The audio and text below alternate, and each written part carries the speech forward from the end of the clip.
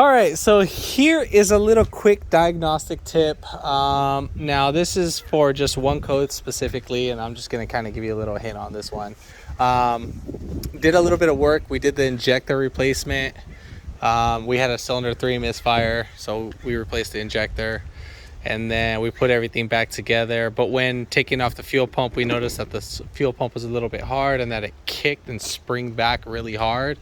It's not the first time that we replaced these guys. So basically what happens is that these guys tend to go bad. So right now I have a code for p0172. Now I'm not saying go ahead and replace this, but what happens is one way to tell if these guys go bad, most common, not all the time, there are some times where they don't spill gas. So you'll have the car running, and as it's running, as it's warming up, as it's getting hot, you'll basically, as the engine's running, you'll go ahead and take off this oil cap right here, and you want to smell for any oil. So right here, I know we see like a little bit of milkshake. This is actually gas, and a little bit of water.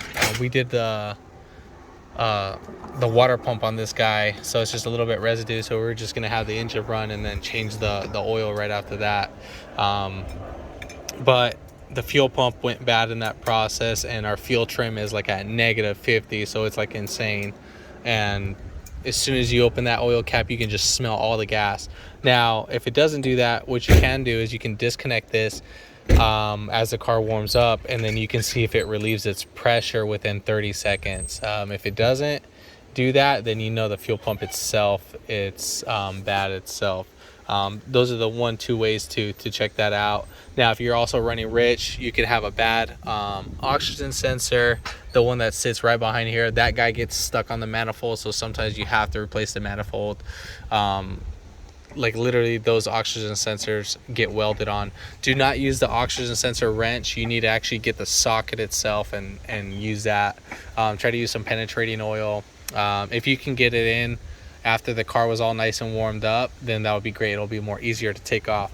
Also check for your mass airflow sensor. Usually typical grams per second should be around 4 grams per second. Usually you want to keep it within a gram and a half, within that range. Usually 4 cylinders, you want to be at 4 grams. I think the lowest you can go is like 2.9, 2.7 grams per second, right around there. Correct me if I'm wrong on that, but yeah, just wanted to let you know on that.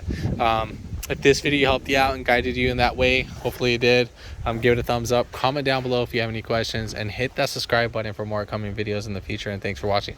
Also, by the way, you could have a bad injector too, that stays open, so you would have to have a scanner and do an injector balance test and see which one is putting out more PSI than the rest. So yeah, that's it. Thanks for watching.